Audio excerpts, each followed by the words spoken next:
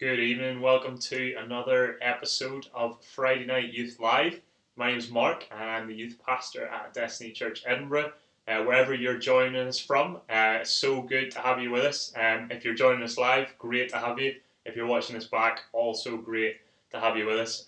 We have a team of leaders on our chat during this live stream, so come say hi, let us know where you're watching from, and it's so good to have you tuning in. Another thing you can do, which would really help us, is if you're enjoying being part of Destiny, and to be honest, even if you're not that bothered about it, please subscribe to our YouTube channel if you haven't done that already. When we get to 100 subscribers, it means I can change the URL so that it's something a little bit more easy to remember rather than Kujaba. So if you could like and subscribe, that would be great. And hopefully we can get to 100 pretty soon. Normally we'd be together in Edinburgh on a Friday night, hanging out, playing table tennis and pool, but since things have gone online and since the lockdown has come in with the coronavirus, we're here coming to you wherever you're watching this from. But even though we are socially distancing, that doesn't mean that we have to be spiritually distancing. So this is your opportunity to be connected to us. It's your opportunity to be connected to Destiny Youth. If you're watching this for the first time and you've never connected with anything to do with Destiny Youth, you're especially welcome. It's so good to have you with us, and I hope that you enjoy the next kind of 45 minutes or so. There are also other ways you can connect with us throughout the week. One of the best ways you can connect with us is to follow us on Instagram. If you have an Instagram profile, you want to go over to your Instagram and you want to follow Destiny Youth Edinburgh, all one word. We put up lots of stuff in our stories. We've got bits and pieces that we're posting up, and probably going to be more content going up there as the weeks go on. But that's your place to stay connected. That's your place to stay up to date. But don't worry if you don't have an Instagram account. We'll make sure that if you're normally connected to us, you'll get all the information in other ways as well.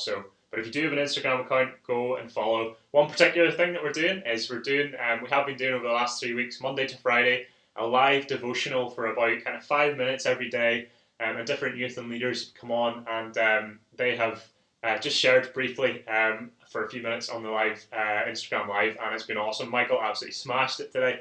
It was great.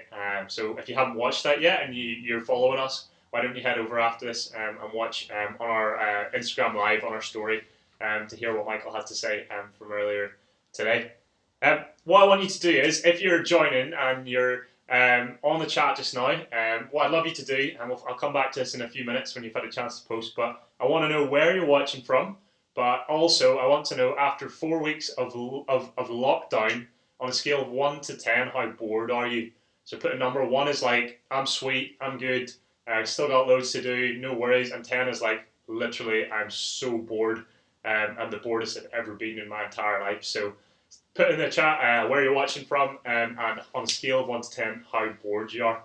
And while you're doing that, let me tell you about a few other things coming up this week. Let me tell you about the other ways you can connect with us. So Friday night is not the only time we're together. We are also together every Monday and Thursday.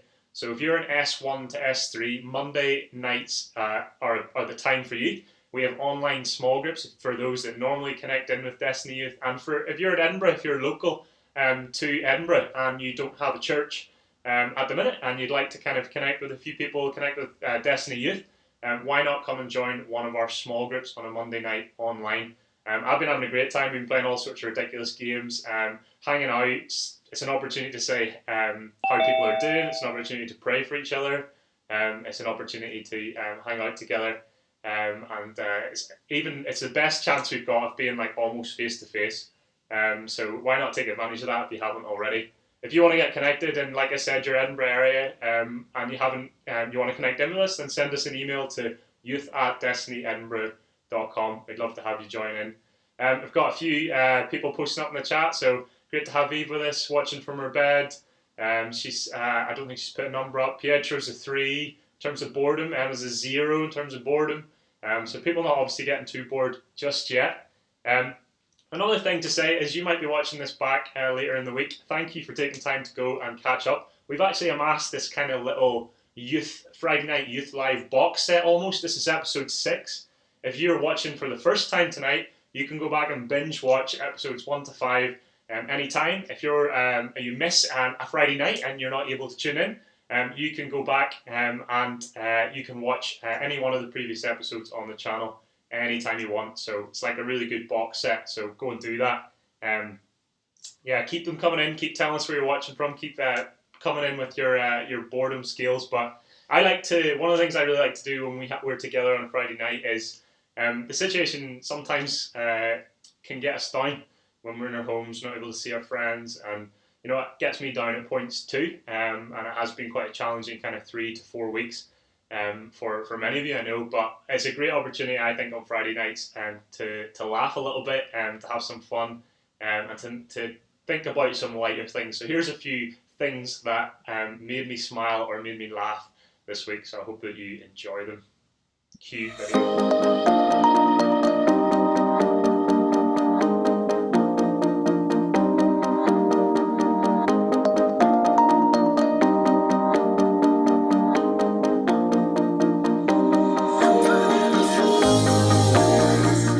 Are these new? They are, yeah. They are. Watch this. I'm just going to draw What you doing? a small line. Don't worry about it. How'd you do I that? have no idea. It's kind of weird, isn't it?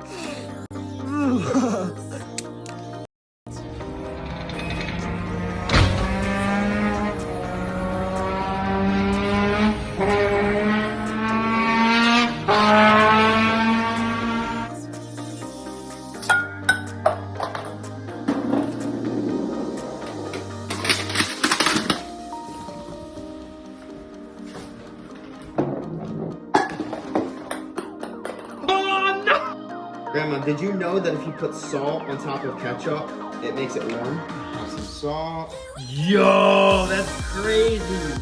Try it out. Put your hand. You feel it?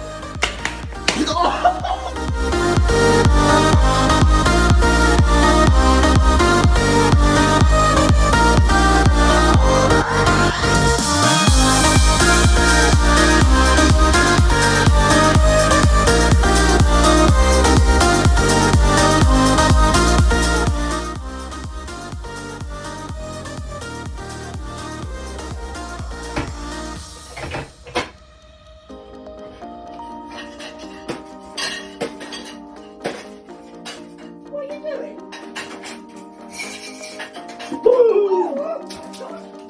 Is it alright if I can just borrow your phone for a second, if that's alright? I'll take the phone and I'll just literally put it right inside of the balloon, just like this, a new case for you. There we go.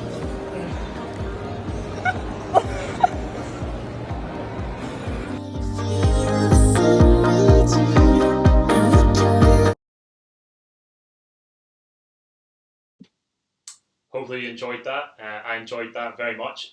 So what about that magic guy, eh? He's absolutely unbelievable. That's your task. When we meet back together live, I want somebody to be able to come up to me with a balloon and put my phone into a balloon like that. That's my challenge to you. Can you learn to do that? I have no idea how he does that. Absolutely unbelievable. If you're watching this live on Friday the 24th of April, we should have been at something called PowerPoint as a youth ministry. And what PowerPoint is, it's the biggest youth gathering in Scotland. There would have been about 500 or 600 teenagers all coming together to have some awesome times of singing to God with an awesome band and to hear a really great message from the Bible and to hang out with loads and loads of other teenagers. But PowerPoint is actually taking what would have happened tonight and they've put it all online for next Friday. So instead of coming here at 7:30 to our YouTube channel, Destiny Youth Online, what we're going to do is we're going to go to PowerPoint Lockdown, which PowerPoint are kindly putting on next week. It's going to be awesome. I'm really, really excited about it. Come together. Why not come together next Friday with a whole bunch of other people and to PowerPoint Lockdown. It's at the same time as we would normally be meeting. So if you come here, there's not going to be a live stream here. But at 7:30 p.m. on the PowerPoint YouTube, there will be a live stream lockdown. PowerPoint Lockdown will be happening. So spread the word. Come, get involved. It's going to be really, really good. We'll be posting more details out about how exactly to connect with that, just in case you're not too sure. But just to let you know, that's what we'll be doing next week. It's going to be really, really awesome. One thing that we like to do most weeks, that we have been doing since we started Friday Night Youth Live, is we've been doing a little bit of a coronavirus challenge. This week's challenge was a personal favourite of mine. The challenge was that I put out a challenge on Instagram for people to send in their best home trick shots. First of all, a massive congratulations to Holly for last week. I forgot to put the picture of her actually receiving her voucher, but she's on the chat. I saw her say hi. Hi, Holly. You can confirm that you received your prize from last week, an Amazon voucher through email. It pays to be involved in the coronavirus challenge. That's all I'm saying. Let's see how we got on this week with the home trick shots challenge.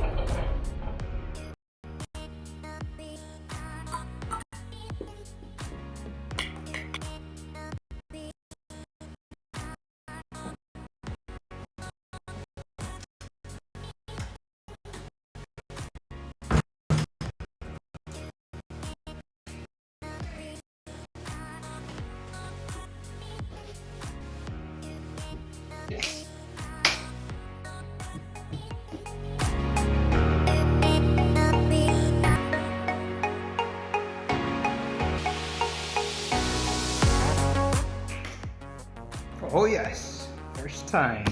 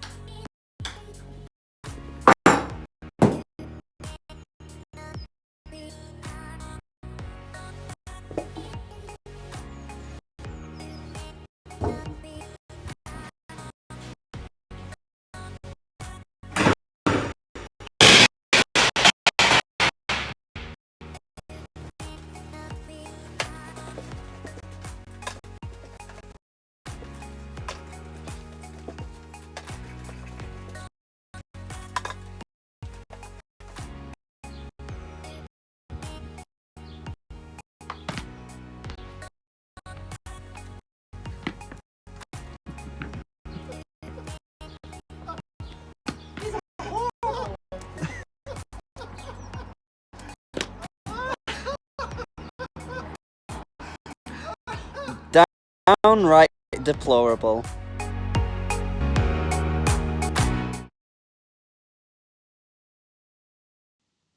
Welcome back. Hopefully that you can hear me, everyone who's tuning in. I hope you enjoyed that video. That was some awesome attempts. I wonder what your favourite one is. Maybe you can put in the chat bar what your favourite coronavirus challenge attempt was out of all of those. But for me, I'm going to give the prize this week to Aaron. I think anyone who climbs a tree in their garden to be able to attempt a trick shot is pretty special. So congratulations, Aaron. This week, you're this week's coronavirus challenge winner, and you'll have a choice of your gift card of choice, and we'll be sending that to you through email. So well done to you. Welcome, Pastor Pete. Can you hear me? I can hear you, Mark. Hi, guys. Good to see you all. Good to see you, Mark, and I'm guessing other people are out there too. Hey. Yeah, I hope so. A few people in the chat are saying hi. Emma Russell's saying hi, Pete. So hi, Emma. I want to give a shout out, but I've got a complicated setup in my living room here, but I'm hoping all the technology is going to work okay. But What are the toilet rolls for, Mark? Toilet Is that rolls just in case of an emergency? Yes, case of emergency, absolutely. It's always handy, isn't it? Just in case, the nerves kick in or... Absolutely. So let me tell you how this is going to work, folks that are tuning in. So good to Pete. So good to have you with us. If you want to ask Pete a question, you can put it in the chat bar on YouTube if you're signed in and you want to do that the whole way through. So maybe he says something and you want to come back and with a question after that. I have a bunch of questions in advance. Thank you so much for sending those in. And I'm going to be just going to be going for it. We're going to see how many we can kind of get through. But yeah, Pete, how are you doing anyway? How are you finding the lockdown? How have things been for you the last few weeks? Yeah, doing great, Mark. And I'm concerned, obviously, for the world. But in the middle of that, I'm also enjoying the sunshine and enjoying things are a little bit quieter, which is it's weird to go out for a walk and not many cars being out and about. It's really hard though with teenage kids at home. Man, that's really hard. Yeah. That Michael and that Becky, boy oh boy. I feel for you there. I'm aware that you could be tuning in and you might not know who Pastor Pete is. So why don't you, Pete, just share who you are, who you've got living in the house with you, and what you do. Yeah. So I'm Pete, originally from Glasgow. 44 years old, lived 22 years, half my life in Glasgow, 22 years in Edinburgh, and we moved to Edinburgh. Got married, me and Angie got married, and 22 years ago we started the church. Started in our flat back in 1998, and it just started small but grew. And so Destiny Church Edinburgh and all the locations came from that beginning in our living room. So and some pastor of the church, and I've got living at home with me Angie, my precious wife, Michael, who many of you guys will know, and Becky, who many of you wouldn't know, who's part of the youth, but she's now at university. She's back home just now, but she's at university. That's awesome. Pete, do you use TikTok?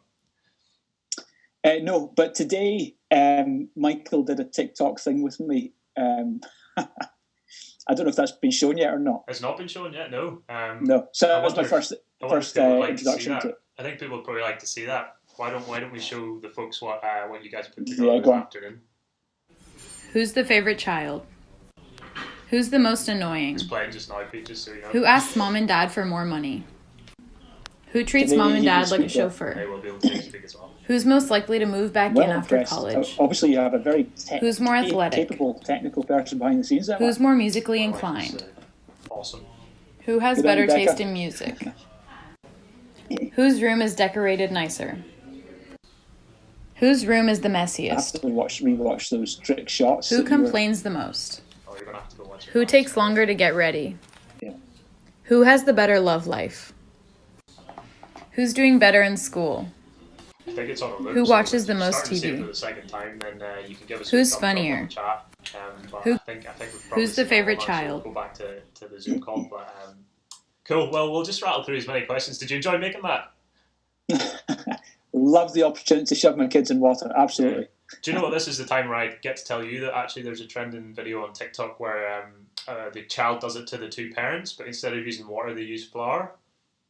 Is that right? Yeah. So bad idea. Bad idea. It's very cruel. I think it's incredibly cruel. Yeah. Just calling that out on YouTube Live, just in case anyone's listening that might want to encourage you to put that into practice. All right, we'll do a few quick ones. Someone had asked who your favourite child was, so I thought that video would actually help you answer that question. But one person wanted to know, how on earth do you wake up so early for the 7 a.m. prayer that you've been doing? Tell us about the prayer you've been doing, and also tell us how do you get up so early? I mean, 7 a.m., that's a lie-in. I get up, I set my alarm every morning at 5:45, and I've been doing that for about 15 years now. And you know, it started... I'm not a morning person. I like my lie-ins. I remember when Becky and Michael got born, and I just knew that, you know what, I'm not going to have any quiet time before I go to work, because I originally worked as an architect. So I figured the only way I'm going to get some time with the Lord is I've got to beat them. I've got to get up before them.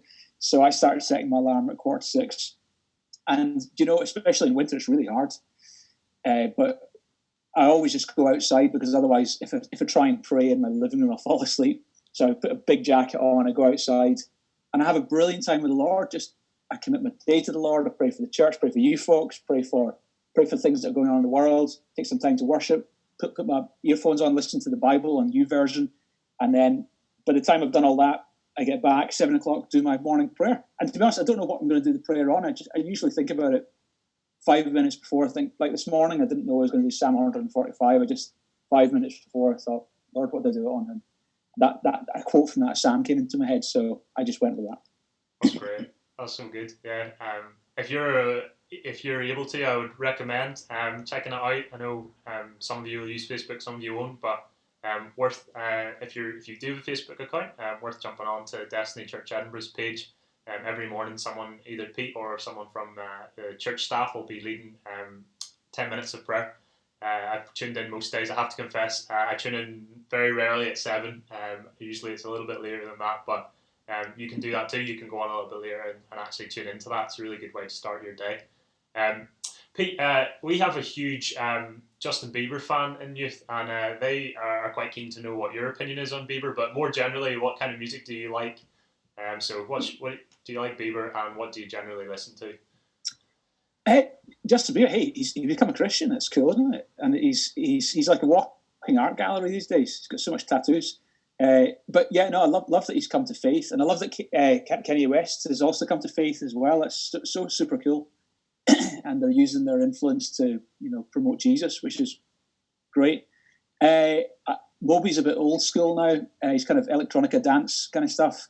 Love Moby, but he's so good. I like M83, Little People, bit of Sigur Rós sometimes. Yeah, so quite laid back, chilled out electronica. There you go. Yeah. Why don't you tell us who your favourite band is? Stick it in the chat, and we might be able to come back around to some of those.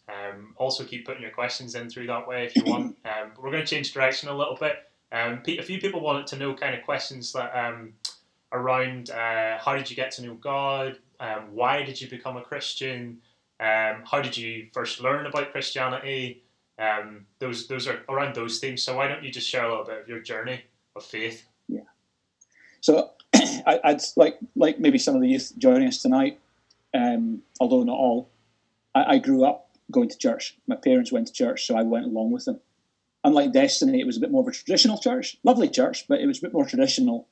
So it was kind of a little bit more solemn, a bit more downbeat. And I believed that God was there. I knew all about the stories of Jesus, and I believed it. I really did. I thought, yeah, if God's God, of course he can do miracles. And I didn't have a problem believing in the resurrection. But I also knew that if I'm going to follow, I saw Jesus calling the disciples, and he said, leave your nets and follow me. And they left everything and followed Jesus. And I remember thinking, I know if it's going to follow Jesus, you can't just do it on 1 foot in one camp, 1 foot in another. You've got to be all or nothing. And I just knew that. And actually, to be quite honest, I was living a double life. I wasn't following Jesus. I was going out drinking with my friends. I was womanizing. I was getting into fights. I got into so many fights and got into trouble with police and at school. And yeah, I was going to church on a Sunday. My parents weren't aware of the life I was living. But to be fair, I wasn't claiming to be a Christian. I wasn't saying, "Oh, I'm a Christian," and pretending, because I knew you couldn't do that. I knew. But then, when I was 15, 2 of my mates became Christians, and they had such a turnaround in their life. And for the first time, I saw that's the real deal. Mm. And I remember one evening at Little Lane, at the back of my house in Glasgow, I used to hide beer there so my parents wouldn't find it. I just hung out with my friends that night. They'd been telling me about how Jesus had changed their life. And I was going home that night. I jumped over the wall, poured out the beer, and I said, Jesus, from now on, I'm yours. And that was it. Wow. So I went from nothing to everything. Wow. And I just want to encourage, hey, guys and girls listening, listen, don't give God half. You give God half, you don't get anything. If you give God everything, you get everything. If you give God a bit, you get nothing. If you say, "Oh, I've tried Christianity, it doesn't work," well, you didn't try God. You got to pick your lane. Don't you can't have one. If imagine you got 2 canoes and you got 1 foot on one canoe and another foot in another canoe, but one of the canoes has got a leak in it. Okay, there's going to come a point where, whether you like it or not, you're going to end up in the water, and you can't do that. Just you got to pick your lane. and I encourage you. And I encourage you as soon as you can, follow God with the whole heart. Follow God. And I get it. I spent the rest of my teenage years not going out doing the stuff I'd been doing, not getting into the fights, not going drinking. And, the things like PowerPoint were around, so I started doing that sort of thing. But, I just look back and think, you know what? Every house has got a foundation, and those early days were like a foundation builds a solid house. So I'm just as excited today. I'm 44 years old. What's that? Nearly 30 years later. I'm just as, in fact, more excited today about Jesus than I've ever been. He is absolutely amazing. I love that. One person had a really good question. It's actually Jimmy Barton sent me a question today, and I thought it was a really good one. He was asking, like, when you look back at the mistakes that you've made in your life, like, do you regret those moments in your past, or do you look at them and think that without those moments you wouldn't be where you are in your faith today? That's a great question, Jamie. I couldn't look back and say, "Oh, I'm chuffed about that." I look back on anything I've done that dishonored God. I think, "Oh man, I wish I hadn't done that." But the great thing with God is even the stuff you regret, So I get it. I get what it is to be a teenager because I was a teenager. I lived a crazy life. I did all that. So I guess the only good that comes out of it is I get that. I understand that journey. But no, I definitely regret. And it's not like since then. All right, I've never sinned since then. Every time I dishonor God, I regret it. Yeah. Good question, Jamie. Good question. Yeah. And someone once said, "Let your past give someone else a future." If it's one thing to have a past, but to repeat the past is crazy. If you can learn from the past and then use that as a motivation to help other people, then that's a really, really good thing. Yeah, no, that's super helpful. Really good to know a little bit of your story, especially for anyone who's tuned in that would normally connect with Destiny Youth, or anyone who's tuned in that doesn't know you so well. It's really cool to hear that. I thought it'd be good. There's a few questions that have come in kind of around the current situation that we find ourselves in. So I thought it'd be good to kind of go down that route a little bit. First of all, maybe tell us what you think of the current situation, like what your thoughts are on the whole coronavirus outbreak and what's your thoughts on the coronavirus outbreak? There's so many levels. Just on a human level, it's just devastating. To see the figures of so many people, thousands of people in our country, but around the world, losing their lives, it's terrible. Now, the reality is every generation, everyone dies. 120 years from now, not one person on earth will be alive. Billions of new people will be on earth who aren't here just now. Fact, all right? Everyone dies. But to have it happening, people's lives being cut short, it's really hard. And I feel for the people who are left. I feel for the elderly. It's really, really hard. Do you know what, actually, my biggest concern is just now? Is it's places like Africa. And so Africa hasn't really been affected by it yet. But when it does get affected by the coronavirus, they don't have the healthcare system we've got. It's bad here, but we've got a good healthcare system. In places like Africa, where there's not the same healthcare system, it could be devastating. And I just feel for the countries that are the poorest of the poor countries. So I'm really concerned. But in the middle of that concern, I'm also optimistic. I'm hopeful. I think, that it's sad this, but it's true. Many people don't think about God until they hit the hard times in life. Isn't that sad? We should be able to turn to God in the good times. But sadly, many people wait until the bad times before they turn to God. So the reality is all over the world, by the thousands upon thousands, people are turning to God. Just one story from a couple of weeks ago, a lawyer in Edinburgh, 31-year-old lawyer in Edinburgh, Googled church. He just figured, man, what's going on in the world? I need help. And he Googled church. And we came up. And he joined us for Easter Sunday service online. And that day, he gave his life to Jesus. And awesome. And he's now in a small group in our church. So that's just a guy who lives just in Marchmont in Edinburgh, Googled it. So, and that sort of story has been multiplied by thousands upon thousands in the UK and beyond. Many people are coming to faith. The bigger question is, why does God allow this stuff to happen? And that's a big question. But it doesn't just apply to coronavirus. It could apply to cancer. It could apply to criminals. could apply to natural disasters. And, I just think the world isn't right. And you've got to come to a conclusion about that. The world isn't right, so is God bad? And I don't conclude that God's bad. I conclude the world isn't right, and the Bible gives us the big story, and the big story is the world isn't right, because right back at the beginning, our ancient ancestors, the very first human beings ever created by God, rebelled against God, and ever since then, every human being has rebelled against God. You don't teach a kid to do bad things, and yet since the youngest age, they do naughty things. So we've got this sinful nature within us, and the root behind all the bad fruit is sin in the human heart, and so the suffering is linked to the sin of mankind. I'm not saying that, we've sinned, so God sent a judgment. I don't mean that. It's just that there's bad stuff happening because the world isn't perfect. But the Bible promises, and if you read the end of the Bible, the start of the Bible starts with mankind rebelling against God and the world falling into a curse and suffering coming on the world. The end of the Bible ends with, in the book of Revelation, God restoring the world, there being a new heaven and a new earth, where the curse is removed, suffering ends, and God is glorified. So there's a hope for the future, but right now it's pretty dark. That's really good. You actually touched on 2 further questions, so I'm going to come back around to a couple of things you said. So it's interesting you talked about suffering, and someone had asked the question, sometimes it appears as though like God's actually not doing anything about these things. Like sometimes it appears like He's standing by. They said in the likes of like terrorism, bombings, viruses. You mentioned cancer. Like how can you say a little bit more about that? You mentioned the fact that the world's broken because we're broken, but how do we deal with that kind of thought? God, why are you not doing something about this? It's a great question. And it's, to be honest, it's a question that all intelligent people ask. Where is God when there's suffering? And do you know what? As Christians, we have an answer that no other religion has. The answer we have is this: our God understands suffering, not just understands it. Our God suffered. God became a man 2,000 years ago when He died on that cross. God suffered. In every other religion, they have no view of a God that would suffer.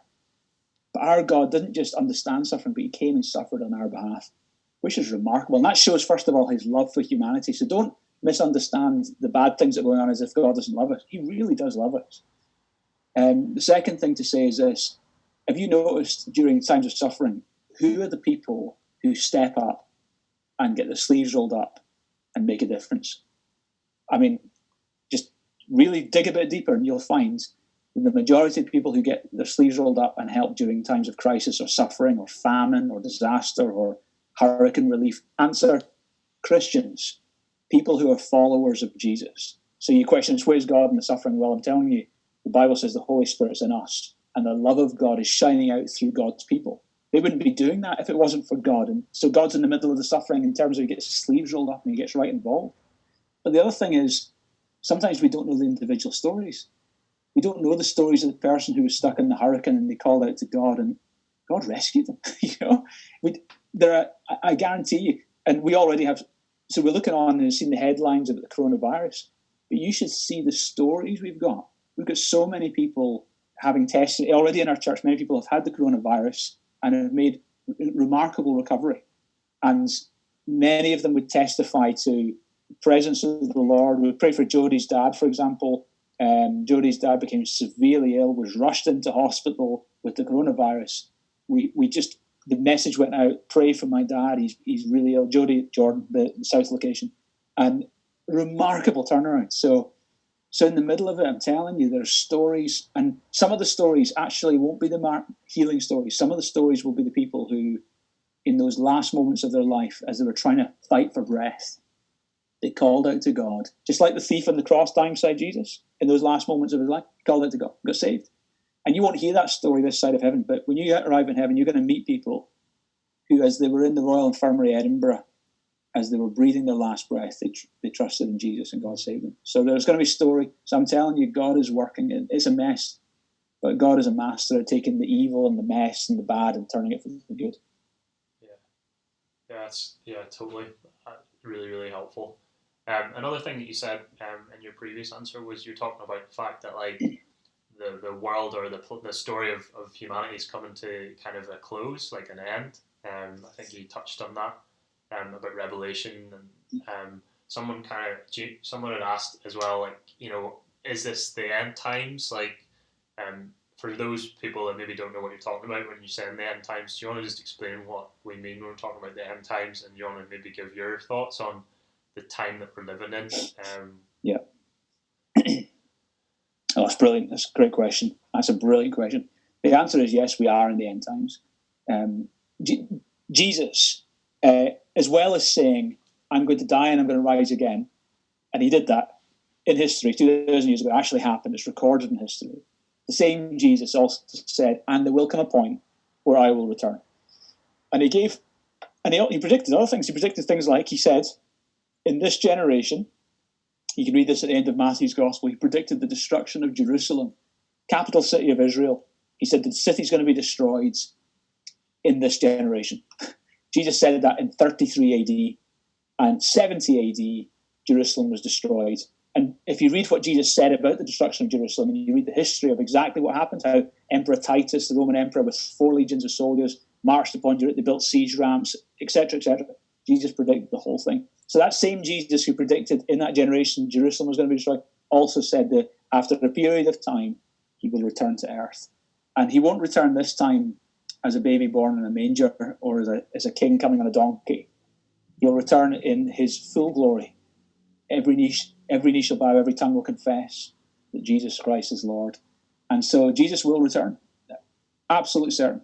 Absolutely certain. Is it closer now than ever before? Of course it is, yeah. And is the coronavirus one of the signs of the times? I think it is. I think it is. In the book of Revelation, it's hard to say, the book of Revelation, this equals this and this equals this, because there's lots of symbols and pictures being used. And I'm very cautious not to just say, that is this and that is this. But all we do see is this. The big picture of the book of Revelation is that things on earth are not going to be good. Things are going to go from bad to worse. There's going to be plagues, there's going to be pestilences, there's going to be wars and famines and disasters, and some people will turn to God and be saved. Other people in the middle of the crisis will shake their fist at God and rebel. And we're seeing that. Suffering splits the crowd. Some people worship God, some people blame God. But then there will come a point where, and it also predicts the success of the church. The church is going to rise bigger than ever before. And you know what? The church is growing faster than it ever has on planet Earth. Like never before, the church is growing. I understand that in Scotland, the church is kind of dwindling.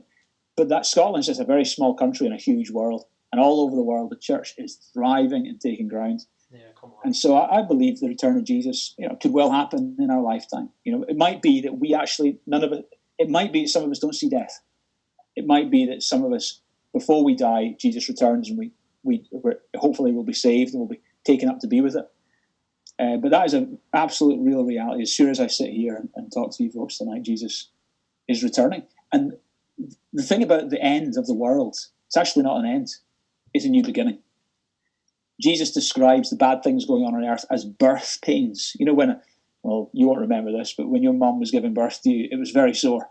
And it was painful and it was hard and it was sore. But then she gave birth to you. Hey, there you are. And new life had begun. And the point is that when Jesus described the end of the world, he's not describing it as things are going to go worse and then it's the ends. No, his focus is birth pains. It's going to be hard, but there's going to be a new birth. And what he's talking about there is there literally will be a new heavens and a new earth. I don't think it will mean this globe will disappear. I think this globe will be renovated. But there won't be greenhouse gases. There won't be global warming. There won't be disease and pestilence. There'll be eternal life in physical bodies. We'll have resurrection bodies on a resurrected earth. It's an incredible hope. Wow. That's great. That's so good. Keep your questions coming in, folks. We got a little bit more time with Pete. It's great. Thank you so much for giving us some of your time this week. Pleasure. Absolute pleasure. So good to have you with us. You folks, I know I'm not with you every week. I love what Mark and Becca and the whole team, Kits and just you guys, Amanda, you're all just an incredible, Richard and Steph. Wow, you're just an incredible, incredible team. Thank you for all you do. And, I wish I could be with you every week. I love you, youth. I really do. You're in my heart. I really want you to do well in God. I really do. Doing well in life is important. But actually doing well in your faith, that's what I want for you more than anything else. Yeah. That's good. So we'll do a couple of quick-fire ones. So Forrest from South on the chat has asked what your favourite scripture is. So I don't know if you have one and you can answer that in a sentence. Okay, so 2 Corinthians chapter 5, verse 21. It says, "He made him who knew no sin to be sin on my behalf, that I could become the righteousness of God in him." And it describes the big exchange. So Jesus took on my sin on the cross, and in exchange, I get a gift called the gift of righteousness. So, and the reason that's my favourite scripture is, boy, oh boy, am I grateful that my sin was paid for, and I don't have to pay for it myself, and that his righteousness was given to me as a gift. Wow, amazing. So, great question. Great question. Yeah. Do you want to remind us of the reference? What was the reference for that? 2 Corinthians 5, verse 21. Why don't you, if you're on the chat and you have a minute, why don't you just put that in? 2 Corinthians 5, verse 21. Give yourself a wee reminder that you can go back and look on it later. When you've got a few minutes on your Bible app, or grab a physical Bible. You might want to highlight it if you've got a physical Bible. Good one to keep in mind. This is taking a different direction kind of completely, but we're touching on a lot of different areas. That's the whole point of having That's cool. Having a Q&A. We can talk about anything. Yep. Yeah, which is great. Is it wrong to date or be really close friends with people who don't go to church? If so, why? Or if not, so... Great question. Well, question is, what would Jesus do? So Jesus was really good friends with people who didn't go to church. So that's brilliant. Jesus, in fact, he hung out with so many non-Christians, you could call them, or sinners or whatever, that he was called, and it wasn't a compliment, it was an insult. The religious leaders said, he's a friend of sinners. And Jesus spent a lot of time with non-Christians, absolutely. And so therefore we should too. I've got lots of non-Christian friends. However, would it be right to date someone who is not a Christian? Well, the question I would want to ask is, why do you date? Surely you date because you think, I want to marry this person. And the question is, if you're going to marry someone who has got a fundamentally different direction they're going in life, it's not going to help you or them, because you're pulling in two different directions. Now, you might not believe me, but as a pastor for 22 years, I've worked with so many people who've ended up marrying someone who didn't follow Jesus, and actually they've been torn in two different directions. It's like, imagine I had a set of plans to build a house, and someone else had a different set of plans, and we're trying to build the same house, and yet they've got a different plan to me. It's like a believer marrying a non-believer, and the believer's trying to live their life by the Bible. No, I want to give 10% of money to the Lord, and the non-believer's saying, no chance. No, man, we're going to go on holiday. We're not going to spend the money in the church. And then the believer's saying, I want to go out and help with the homeless. And I'm not going to do that. And, so you've got literally two different directions you're pulling in life. So I'm not trying to be a killjoy, but I'm just being honest. Date someone who's on fire for Jesus, and you be on fire for Jesus as well. But totally hang out with people who are not Christians and win them to faith.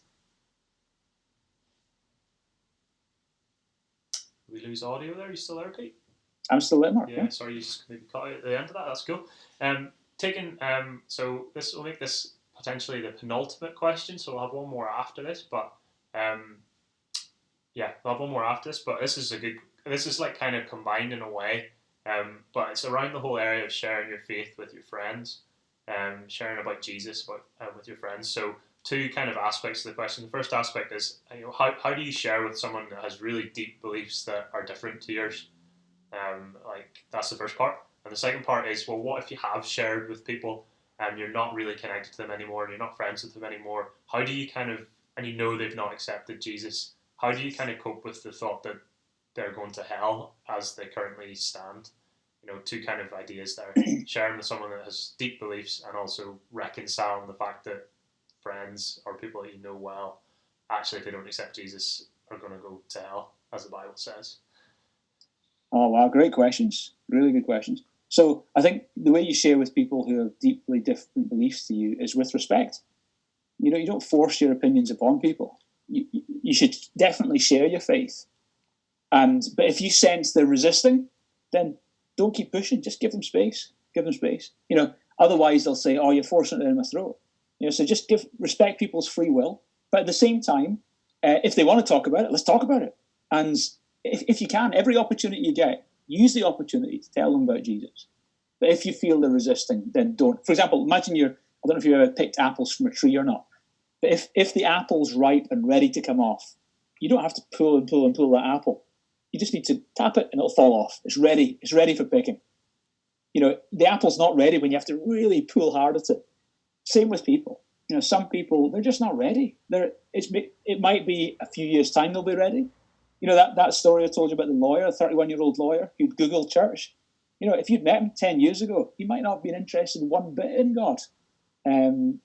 But for whatever reason, he was now ready. It was like that apple, just ready to come off the tree. So just love people, respect their opinions, but totally share your faith. Don't keep your faith to yourself. No, totally. I mean, if you've got the greatest news ever and it's for everyone, you'd be selfish to keep it to yourself. So, tell people about God, absolutely, but don't force it down the throat. And then, how do you cope with people who didn't accept the message, and will they be lost? Here's the thing. I see it like this. I see it like farming. Farming is a process. You break open the grounds, you put the seed in the soil, you water the seeds, and then eventually, at harvest time, the seed has grown and it's ready to be harvested. It doesn't happen in one step. And the reality is, you might be one of those steps on someone's journey. So you might sow a seed. You tell them, there's a God in heaven, and what Jesus did at Easter, his death and resurrection, so you can be saved. You sow a seed. And they might be ready, and they might say, yeah, I accept, and they come to church and they get saved. Or they might not be ready, but give them 5 years and they'll be ready. But here's the point. There's a seed in their life, and when that moment comes, they'll be ready. In fact, I heard a story of a seed, an ancient Egyptian seed. I think it's 1,500-year-old seed. A date seed was found in an excavation in Egypt. And they took this 1,500-year-old seed and they put it in soil and poured water on it, and it grew into a plant. I mean, who would have thought that a seed would last that long? But it's the same in people's lives. You just put the seed in there, and I promise you, the Holy Spirit it's not just your work, the Holy Spirit will be working on their heart, and then the moment will come when they'll come to faith. And in the meantime, what can you do? You don't keep telling them, that would be nagging them. Just give them space. If you think, all right, they're not ready yet, I've told them that they're not ready, then don't keep repeating it. Just pray for them. Just be a great friend to them and just pray for them. And it might be that you're the person who's put the seed in, but someone else comes along their path and they go to university and someone loves them to bits and they suddenly, they're a Christian. Wow. And it's like they've watered the seed. And then a few years later, they go to a church service with their friend and then, I remember being told about that years ago. I'm going to accept that today. So just trust God for the process. But not everyone gets saved, and I get that. But actually, I think if we're praying, I think we'll be surprised at how many people get saved. Can I just give a quick story on that one, Mark? Yeah, sure.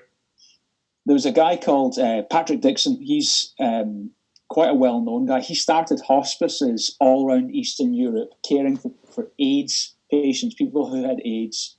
And in those days, they didn't have many good drugs, so people who had AIDS didn't live very long. So his hospices basically provided special drugs that kept people alive for longer. Anyway, he started these hospices, and he would travel around the hospices making sure they're going okay. At one of the hospices, there was a guy there who was an atheist, and he was from homosexual backgrounds, and he had AIDS. And Patrick got to know this guy really well. They became great friends.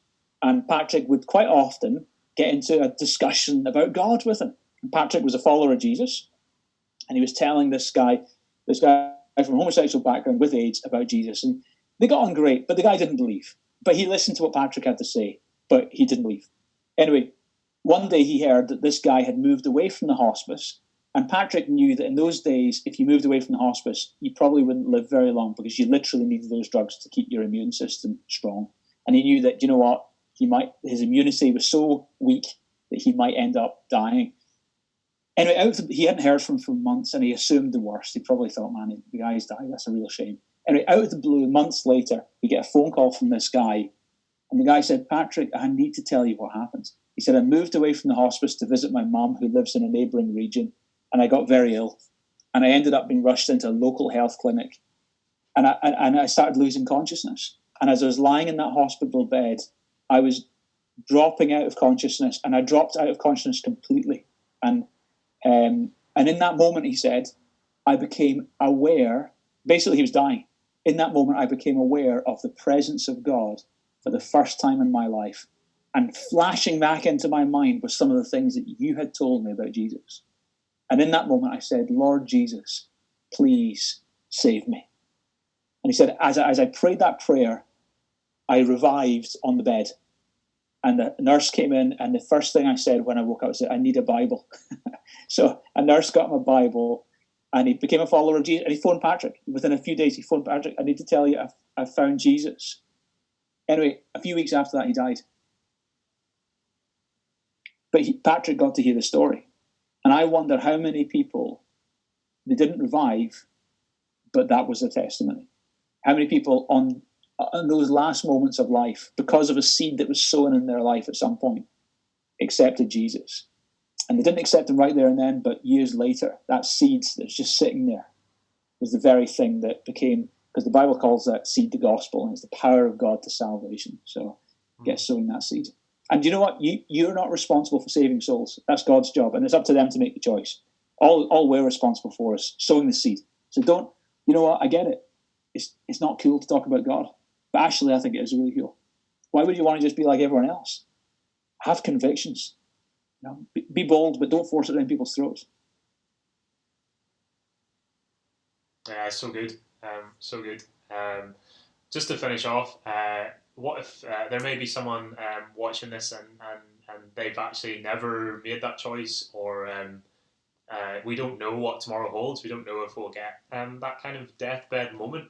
So what would you say to someone that's kind of, the seeds have maybe been sown, but they haven't actually made that step? How would they do that? And for anyone watching that hasn't done that, how would they actually make that decision, make that step tonight? Or whenever they're watching this, actually? Yeah. Well, first of all, every single one of you who are joining tonight, so glad you're joining. Love you all to bits. Now, some of you, you're there. You're walking with Jesus. Keep going. Keep going. Doesn't mean life gets easy. Sometimes life's hard. But with God, it's better. Keep walking with God. Keep walking through the good days and the bad days. For some of you, you've kind of decided to follow Jesus, but you know full well you're compromising. You're living a double life. You're not really following Jesus. Hey, come on. Get with the program. God has got better for you. Repent. Get on track with God. Either give him everything or don't give him anything. But come on, give him everything. Follow Jesus. It doesn't mean become some weirdo. It doesn't mean become religious or anything. It means being a really authentic believer. Come on. Time to follow Jesus. Stop compromising with the world. Follow Jesus. For those of you who haven't yet crossed that line, you haven't made that decision yet, I want to say to you that, you know, life is bigger than this life. Actually, life is eternal. And this life, compared to eternity, is a tiny, tiny bit.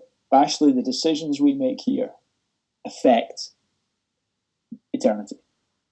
And the greatest decision you can make ever in your life is to allow the God who created you in the first place to take first place in your heart.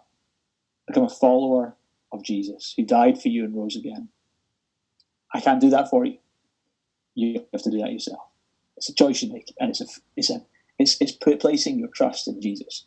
And so, if that's you, pray a prayer tonight, something along the lines of, Jesus, I believe that you died and rose again for me. I really believe that. And tonight, I'm asking for a new start. I'm asking for forgiveness for my sins. So here's my life. I'm going to follow you from now on. Be Lord. Take first place in my life. That's a big prayer. It's a really big prayer. But boy, it's the best prayer you can ever pray. Now, don't pray that prayer unless you're ready. It's better to hold fire and really think about it. If you're not ready, you know, just like that apple, then don't you make that choice prematurely. I'd rather you waited a few weeks and then really made the choice, or a few months and really made the choice, than make a half-hearted choice and then kind of go back in it, you know. So, best decision ever. That's great. And if you do make that decision, you made that decision just now, you've prayed that prayer just now, or actually you maybe just are going to do that, you just do that tonight on your own in your room. You can do that at any point between you and God. But if you make that choice, then please let us know. Give us an email at youth@destinyedinburgh.com. You can DM us on Instagram, or you can just go straight to your small group leader and let them know. They'd love to pray for you. Any one of us as a team would love to pray for you and help you kind of take the next steps in your walk with Jesus. Or maybe actually, you need to come back to Jesus. You've been far from him. We'd love to help you with that as well, if that's a decision you're making. So please do get in touch with us. Pete, thank you so much for being with us. It's been awesome to have you. Why don't you? Where are you going to be at 10:30 on Sunday morning? I'm going to be in the studio and I'm going to be preaching. So the preaching isn't pre-recorded; it's live. So I'm going to be preaching live in the studio. Can't wait. And let me just say something, just like Mark said there. Listen, if you've made that decision to follow Jesus, can I encourage you all? Church is incredible. And it's not perfect, but it's incredible. And can I encourage you all, be totally part of church. This isn't an adult church. This is your church. Be totally part of church and throw yourself into the church, get involved like never before. And these are strange times because the church isn't physically meeting. But see, when it gets back to meeting, get along, get involved. It's your church. And I love being your pastor. Awesome. Thank you so much, Pete. Cheers for being with us. God bless you guys. And we'll see you on Sunday at some point, Sunday morning or evening. Yeah.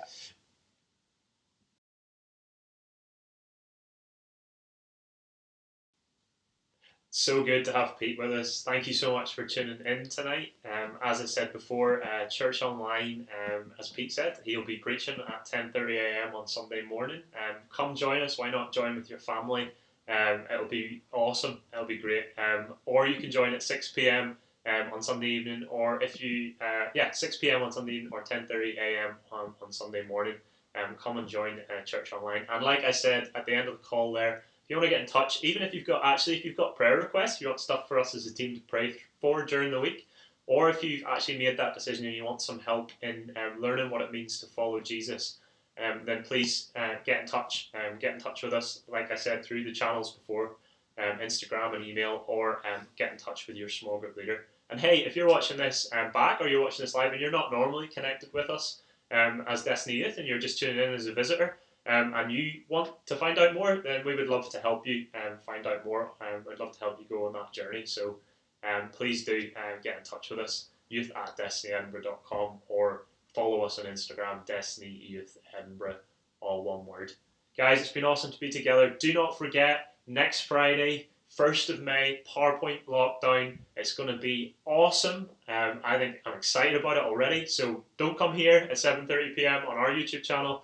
Go to the PowerPoint Scotland YouTube channel for their Lockdown Live PowerPoint stream at 7:30 p.m. next week. Get involved in small groups if you haven't already. Monday nights for S1 to S3, Thursdays for S4 to S6. We want to spend time with you, we want to encourage you, and it's been so good to be together. Have an awesome, awesome weekend. Good night. God bless.